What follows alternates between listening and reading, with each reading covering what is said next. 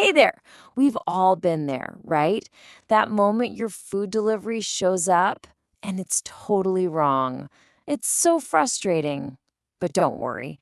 Today, we're going to walk through the exact English phrases you need to solve this super common problem, step by step. Ready? Let's jump in. Okay, so picture this. You are starving. You've been waiting for your food. You're so excited. You open the box and nope, it's completely the wrong thing. We're going to make sure that by the end of this, you know exactly what to say in English to fix it, stay calm, and get the food you were dreaming about. All right, so first up, let's talk about the problem itself, that unexpected order. What's going through your mind in that moment of, surprise and, let's be honest, disappointment? So here's a classic example for you. On the left, this is what you wanted, what you ordered, a delicious pepperoni pizza with mushrooms. But look to the right. What actually showed up? A vegetable pizza. A simple, classic mix-up that happens all the time. You know that feeling, right? You open the box and your first thought is just, oh no, wrong order. It's such a simple thought, but we've all had it. So, what's the next move? Well, it's time to pick up the phone. Okay, here we go. This is the big one, making that decisive call. Let's break down the key phrases you're going to need one by one. This sentence right here, it's your perfect opening line. I just got my order, but I think it is wrong. Now pay close attention to those two little words, I think. Using I think is a really polite way to start. It's way less confrontational than saying your delivery is wrong. It just softens it, and trust me, that usually gets you a much more helpful response.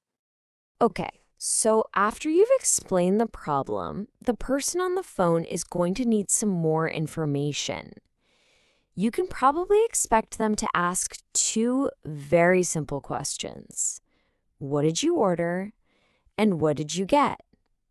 Now it's your turn to give them the specifics. And this is the perfect way to answer that. You want to be super clear and specific. I ordered a large pizza with pepperoni and mushrooms, but this is a different pizza. See how that works? You're not really complaining, you're just stating the facts. And that helps them figure out how to fix it fast.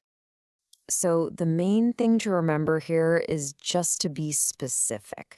Honestly, before you even pick up the phone, it's a great idea to have your order details ready to go. A quick glance at your receipt or your email confirmation will make the whole conversation go so much smoother. All right, so you've explained the problem clearly. What happens now? We're moving on to the good part, the options and solutions. How is the restaurant going to fix their mistake? So, usually, a restaurant will offer you one of two solutions. They might offer a refund, which, just means you get your money back. Or they might offer you a free meal next time as a way to say sorry and get you to order from them again. The choice is yours. Now, in our little story, the customer decides to go with that second option. And look at how simple and polite the response is. A free meal next time is okay. Thank you. This confirms what you want and ends the call on a really friendly, positive note. No drama needed. But hold on a second. The call isn't quite over yet. To actually finalize this solution, the restaurant needs one last super important piece of information from you. Any guesses what that could be? You got it. It's the order number. This little number is everything. It's the key that lets the restaurant find your exact order in their system and confirm all the details. So the big lesson here, always, always have that number ready before you call. And there you have it. This is the final confirmation from the restaurant. The problem is officially solved. They'll use your name and that order number to make a note in their system, and you're all set for a free meal next time. Success! So, we've walked through the whole story of what can happen. Now, for our final section, let's put it all together in your own practical guide. We're going to summarize everything into a simple plan that you can actually use. Honestly, it really is this simple. All you have to do is follow these 4 steps. Step 1, explain the problem politely. Step 2, give them the details of what you ordered. Step 3, provide your order number. And finally, step 4, confirm the solution you've agreed on. That's it. That's your complete roadmap for solving this problem. You should really think of these phrases from our 4-step plan as your secret weapons. Practice them just a little bit, and you'll be able to handle the situation with total confidence. I think my order is wrong. I ordered. The order number is, and a free meal is okay. Simple, right? But so powerful.